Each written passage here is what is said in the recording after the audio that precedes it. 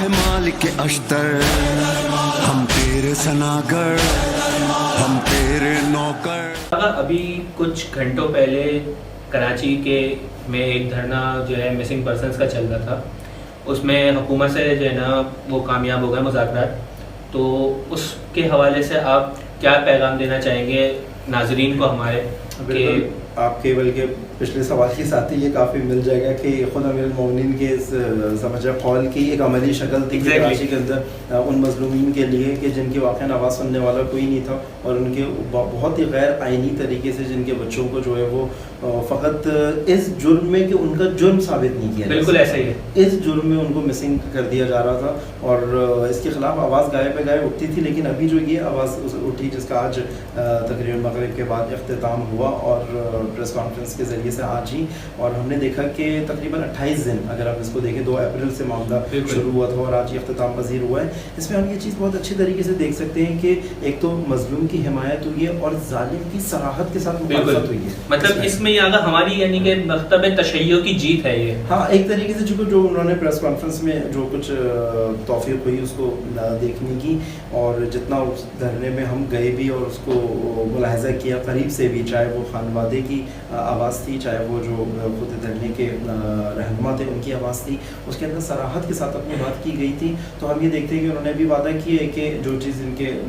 تھکے پہ گائے بغیر ان کو کم از کم عدالتوں کے حوالے کیا جائے گا۔ تو ایک تو ہم دعا گو بھی ہیں کہ خداوند متعال انشاءاللہ جس طرح سے یہ مذاکرات ہوئے کہ وہ عملی جامہ بھی پہنایا جائے، بالکل ایسے یہ ہوتا ہے کہ جو ہے کہ بات چیت ہو جاتی ہے، مطالبات منظور ہو جاتے ہیں، لیکن قوم جب اس کے ریزلٹس عملی طور پہ گراؤنڈ پہ نہیں دیکھتی تو لوگ مایوس ہوتے ہیں۔ لیکن میں اس کے ساتھ ساتھ آپ کی خدمت میں یہ بھی عرض کرتا چلوں گا، یہ دھرنا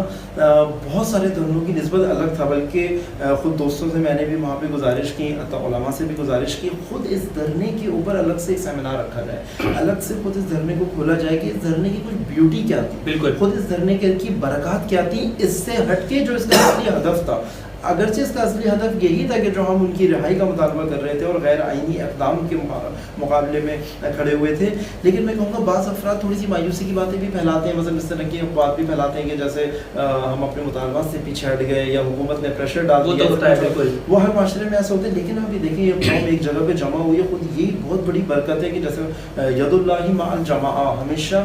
برکت جو ہے خداوند متعال کی مدد جو ہے وہ ہمیشہ جماعت کے ساتھ ہے، یعنی یکجہتی کے ساتھ ہے، وحدت کے ساتھ ہے۔ خود یہ جو وحدت کا سماں دیکھا گیا ہے اسٹیج پر بھی اور عوام میں بھی، کہ وہ افراد جو کسی طور پہ بھی کسی مسئلے میں ایک ساتھ بیٹھنے کے لیے تیار نہیں تھے، میں بالکل صراحت کے ساتھ کہوں گا کہ جناب زینب کے حرم کے دفاع کے مظلومین، مدافعین کے مظلومین کے لیے وہ افراد اس اسٹیج پہ بیٹھے،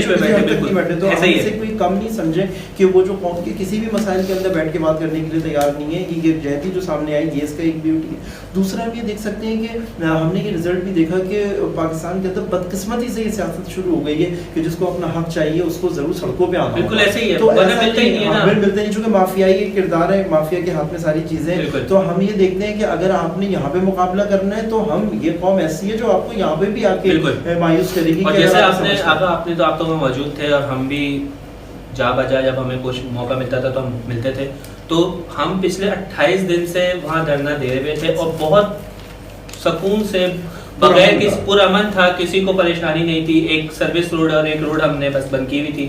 پچھلے 28 دن سے۔ ہم خود یہ دھرنا ایک مثال بن سکتا ہے، اگر کوئی روڈ پہ آ کے بھی حکومت سے اگرچہ خود یہ بات غلط ہے کیونکہ آپ ایک ملک کا نظم بھی وہ خراب ہوتا ہے، عوام بھی وہ ہوتی ہے، لیکن جب حکومتیں مجبور کر دیتی ہیں تو پھر ان سے چھینا جاتا ہے۔ لیکن آپ کم از کم لوگوں کو یہ بتا سکتے ہیں کہ مکتب تشیع نے ایک ایسی مثال قائم کی ہے کہ جس دھرنے کے اندر قرآن بھی تھا، جس دھرنے کے اندر صحابہ کا بھی تذکرہ تھا، اہل بیت کا بھی تذکرہ تھا، یکجہتی بھی تھی، وحدت بھی تھی، جس دھرنے میں عزاداری بھی تھی، جس دھرنے میں میلاد بھی تھا، جس دھرنے میں منقبت بھی تھی، جس دھرنے کے اندر ایک پتہ بھی نہیں توڑا گیا اور کسی قسم کی کوئی بدمزگی نہیں ہوئی، اور جس دھرنے نے باقاعدہ یہ ثابت کیا کہ ملت تشیع ایک پرامن ملت ہے، یہ اپنے آپ میں ایک مثال ہے، ایک مثال ہے۔ اور اسی کے دوران ایک اور دھرنا بھی ہوا جو آپ نے دیکھا، پوری مثال وہ ملک کے اندر ایک بدترین مثال بنی کہ جس کے اندر خود پاکستان کی املاک کے نقصان اٹھائے گئے، لیکن ہم یہ دیکھیں گے اس نہج پر پہنچایا کس نے؟ بالکل ہم نے تو پھر بھی بہت تعامل سے کام کیا، جو بات میں کرنا چاہ رہا تھا کہ ایک تو اس کو مثال بننا چاہیے، مایوسی نہیں پھیلانی چاہیے، بہرحال کچھ خناس افراد کو جیسے افراد کے جو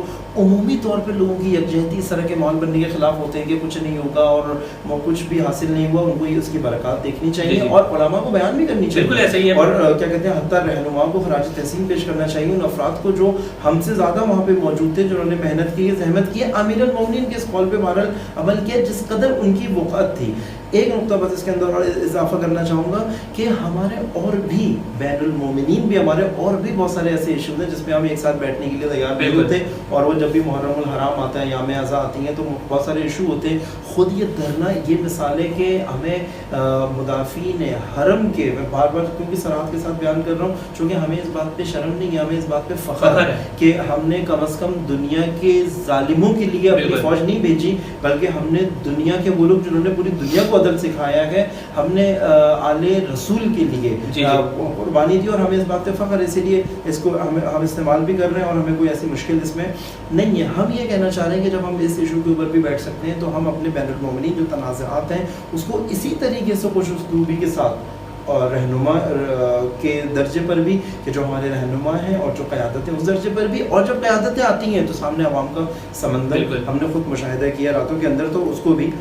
یہاں سے دیکھا جا سکتا ہے انشاءاللہ۔ اچھا، کہے مالک اشتر